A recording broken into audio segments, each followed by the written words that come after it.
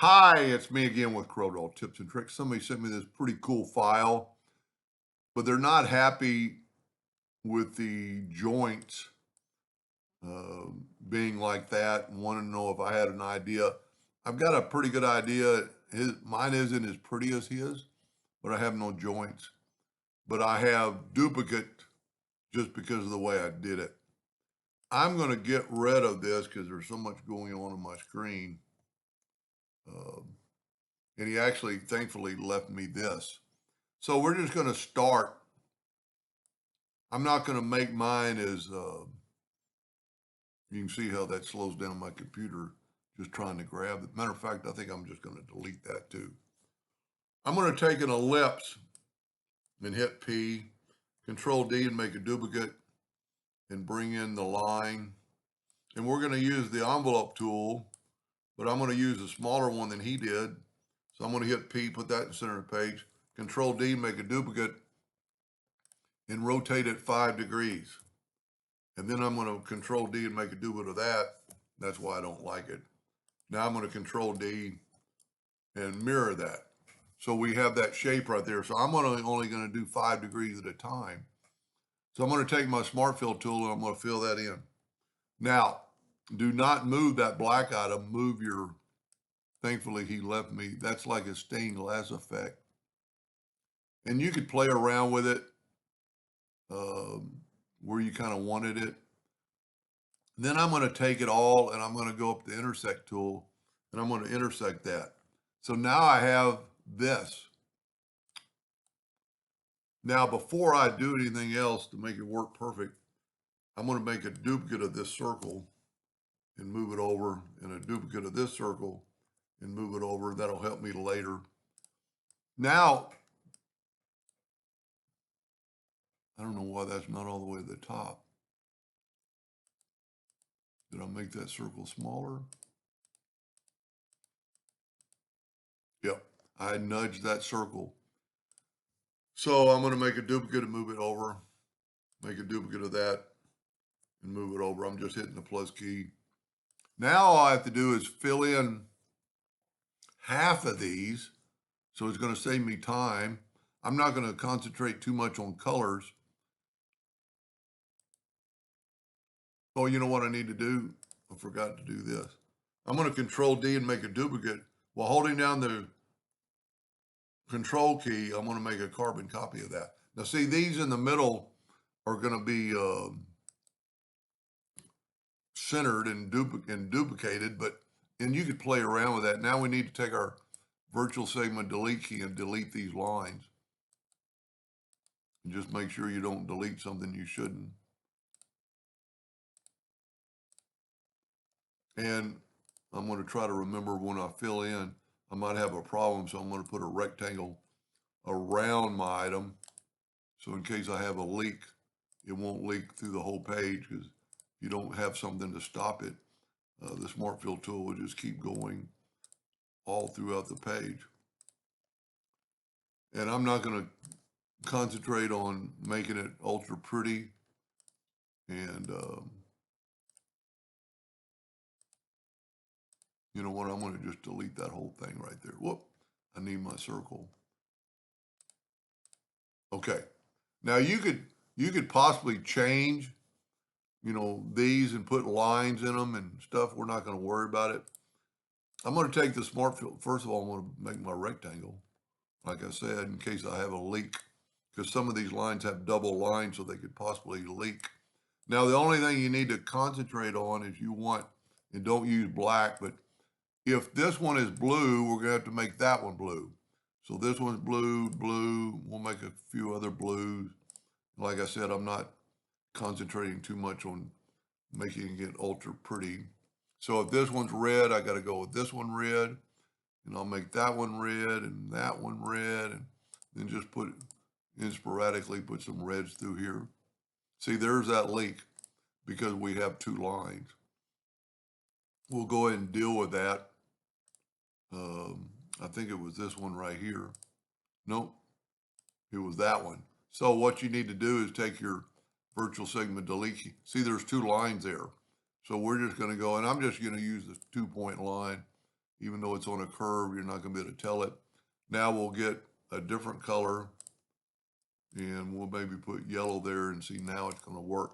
So this has to be yellow, has to be yellow on the other side, because when we join these, we'll go ahead and make those yellow, that yellow, and then we'll just put some yellow ones sprinkled about. And like I'm saying, I don't care too much about colors. So this one needs to be that purple or that turquoise. We'll go ahead and make that turquoise. Probably don't want too many of them like that, but you'll see in just a second. Now we're going to use the green. We're going to put green there. So what happens when we duplicate this over? So I think we've done all the ones on the side. So now we can just worry about filling things in. And then if we have another leak, we'll have another leak. Let's use this orange. I just don't want to use black because I'm going to use black. He had black for a background. So I'm going to use, that's why I made duplicates of those circles. Let's see, we don't have a dark purple yet. And, you know, I would try just not, you know, make them a little bit different. See, I got a leak there.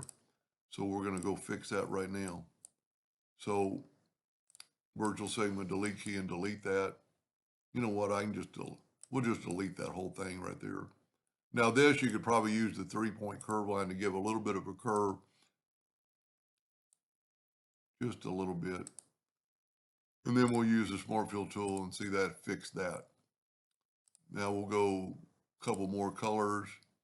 We don't have well, brown wouldn't be. Here's a peach color. See, we've done all no, we got one more right there. Let's go ahead and make that peach color. Peach color. Well, I don't know if I even got that.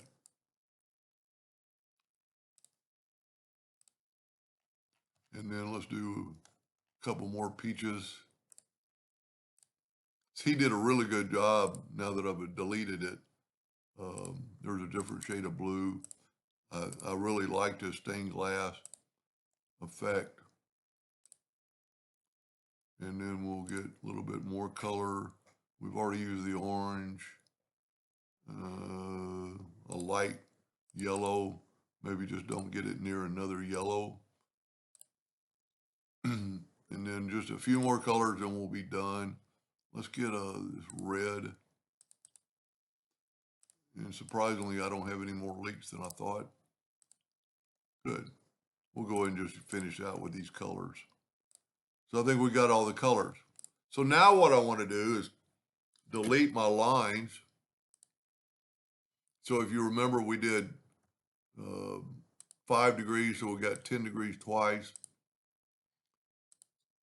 I'm going to select this and I'm going to go no outline. Now I'm going to Control D and make a duplicate alternate C to make it rotate from the center of the page. Well, I don't have them grouped together. Control G. You know what? I wonder if I made nope. So if you ever move anything, you can always nudge it back. Alternate C. Well, what is going on here? You know what? I might have made 2 duplicates of it. Let's get back to there. Then grab this. Control G. I might have Control D. Alternate C. There we go. And now I can rotate this thing 10 degrees. Okay. And the safest way to do this right here is not to Control D. Have it like this. Let me make sure I don't have but one copy. Nope. So I'm going to use the transform docker. Yours might be called transformation. And we're going to rotate 10 degrees 35 times. This is a lot safer and almost as quick and just a lot better.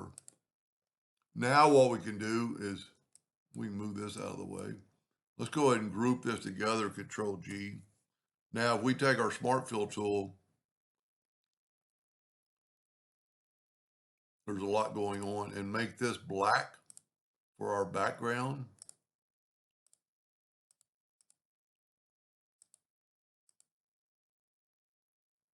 And then Just nudge that over and go up to Object, Order, Back a Page. So this is what you have. You have no, well, we do have a line there. I'm kind of disappointed in there. You know what? Maybe I didn't get rid of the lines. Let's back up here one more time. When there's this much going on, maybe I didn't take away the outline. And this is the advantage of the transformation docker, transform docker, because when you back up, you don't have to go through all those control Ds. So let's right click, no outline. Maybe I didn't, yeah, there we go. Now I'm going to control D, alternate C, and do our same thing. That'll get rid of those lines. Now I am going to have, you know, funny ones in the middle, and then take your smart fill tool, fill that in with black, move it over. And it's always going to be on top because it's the last item you created. So just put it to the back of the page. So now I have no lines. You know, I do have a repetitive pattern. You know, like this blue, and you know, you could quite possibly change that, you know, so you wouldn't have any repetitive.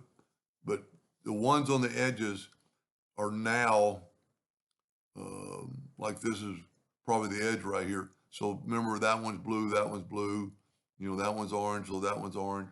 I think that looks pretty good. I would be pleased with it if I was going to print that. Anyway, I hope it answered this question, and thank you for watching.